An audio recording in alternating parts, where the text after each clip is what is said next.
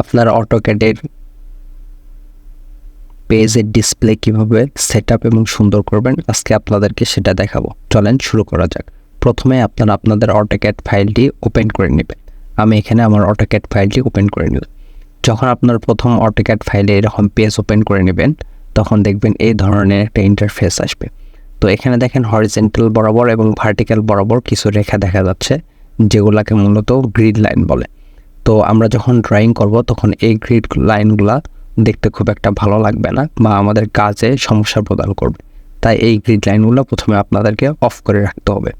এই জন্য আপনারা যেটা করবেন, আপনারা কিবোর্ডের ফাংশন F7 প্রেস করে দিবেন, তাহলে এই গ্রিড লাইন অফ হয়ে যাবে।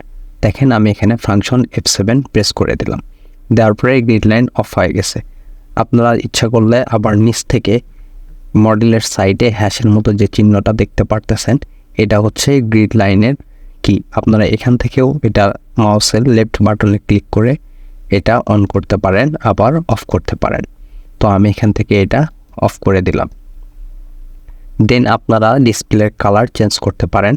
ডিসপ্লের কালার অনেকক্ষণ ব্ল্যাক কালার থাকলে চোখের একটু প্রবলেম হতে পারে। আপনারা যখন লাইট কালার দিয়ে কাজ করবেন বা একটু ডিপ কালার দিয়ে কাজ করবেন তখন একই ধরনের কালার ভালো নাও লাগতে পারে।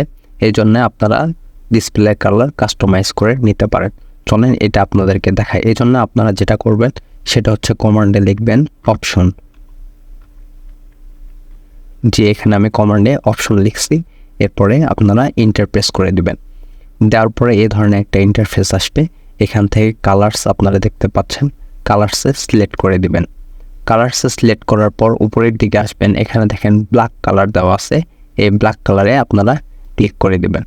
এখানে দেখেন অনেকগুলো কালার এখন প্রদর্শিত হচ্ছে, red colour, yellow colour, grey colour, blue colour, magenta colour ইত্যাদি কালার। তো এখান থেকে আপনারা চাইলে যে কোনো একটা কালার সিলেক্ট করে নিতে পারেন, আবার কাস্টমাইজ করেও নিতে পারেন। কাস্টমাইজের জন্য এখানে সিলেক্ট কালারে আপনারা ক্লিক করবেন। দেন এই ধরনের একটা ইন্টারফেস আসবে। এখান থেকে আপনারা আপনাদের পছন্দ অনুযায়ী কালার সিলেক্ট করতে পারেন। আমি যেহেতু একটু লাইট কালার পছন্দ করি বা হালকা একটু অ্যাশ কালারের মতো, তাই আমি এখান থেকে একটা কাস্টমাইজ কালার নিয়ে নিলাম। নিয়ে এখান থেকে আপনারা ওকে বাটনে প্রেস করে দিবেন। দেন দেখেন এখানে একটা মোটামুটি টেমপ্লেটের মতো দেখা যাচ্ছে আপনার ডিসপ্লেটা কেমন হবে।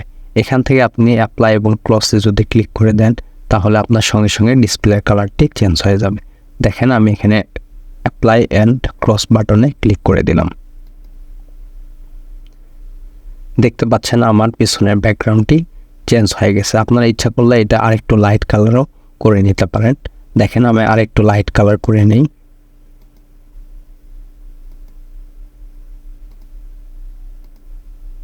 যে দেখেন আমি একটু লাইট কালার করে নিলাম।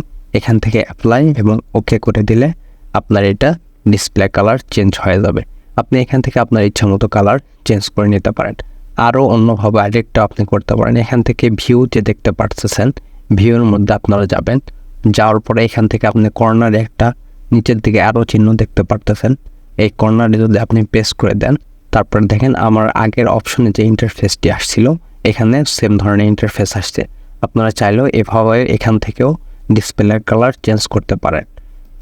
তো আপনাদেরকে একটা ড্রয়িং করে আমি দেখাই, একটা রেক্টেঙ্গুলার দেখাই।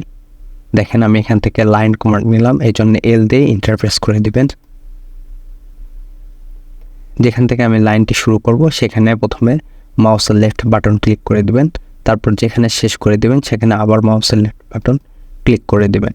দেন এখান থেকে যদি লাইন আপনি বর্ধিত করতে চান, উপরে বা নিচে যেদিকে করতে চান সেদিকে আপনি আবার মাউসটি দিয়ে যাবেন, নিয়ে গিয়ে আবার এখানে ক্লিক করে দিবেন। আবার এখান থেকে যেদিকে নিয়ে যাবেন সেদিকে আপনি আবার ক্লিক করে দিবেন। দেখেন আমি এখানে একটা চতুর্ভুজ আঁকালাম। তো আপনারা এইভাবে সেমভাবে আপনার ডিসপ্লের কালার পরিবর্তন করতে পারেন, আবার চাইলেও সেটআপও করে নিতে পারেন। আমি আমার আগের ভিডিওতে দেখাইছি পেজ সেটআপ কীভাবে করবেন। এটার মধ্যে আপনার পেজ লিমিটও আমি সেটআপে দেখাইছি।